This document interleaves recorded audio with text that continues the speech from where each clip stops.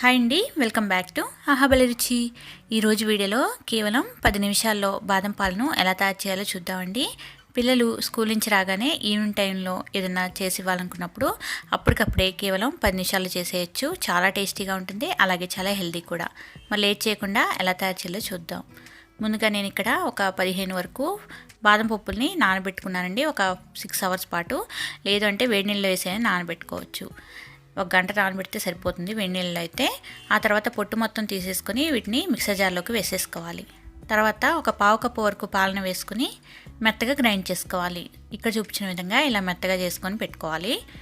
ఇప్పుడు ఒక స్టవ్ మీద గిన్నె పెట్టేసి ఒక 400 ml వరకు పాలను వేసుకోవాలి. మంచి ఫ్లేవర్ కోసం, అలాగే మంచి కలర్ కోసం నేను ఇక్కడ చిటికెడు సాఫ్రాన్ వేసానండి. మీ దగ్గర ఉంటే వేసుకోండి, లేదంటే ఒక చిటికెడు పసుపు వేసుకున్నా కూడా మంచి కలర్ వస్తుందండి. ఇవి మరిగేటప్పుడు దీనిలోకి మనం గ్రైండ్ చేసుకున్న పేస్ట్ని యాడ్ చేసుకొని, అలాగే షుగర్ కూడా యాడ్ చేసుకోవచ్చండి. ఈ స్టేజ్లో నేను ఇక్కడ ఒక 2-3 టేబుల్ స్పూన్ల వరకు యాడ్ చేశాను. వేసిన తర్వాత దీన్ని కలుపుతూ బాగా మిక్స్ చేస్తూ ఒక 5 నిమిషాల పాటు బాగా మరగనివ్వాలి. ఇవి కొంచెం చిక్కబడాలండి, అప్పటి వరకు కూడా బాగా మరిగించాలి. ఇలా చిక్కబడితే స్టవ్ ఆఫ్ చేసేసుకోవచ్చండి. చూసారు కదా, ఇప్పుడు స్టవ్ ఆఫ్ చేసేసుకొని వీటిని గ్లాస్లోకి సర్వ్ చేసేసుకోవడమే.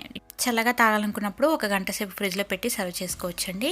పిల్లలకి స్కూల్ నుంచి రాగానే ఇలా చేసిస్తే చాలా ఇష్టంగా తాగుతారండి, అలాగే చాలా హెల్తీ కూడా.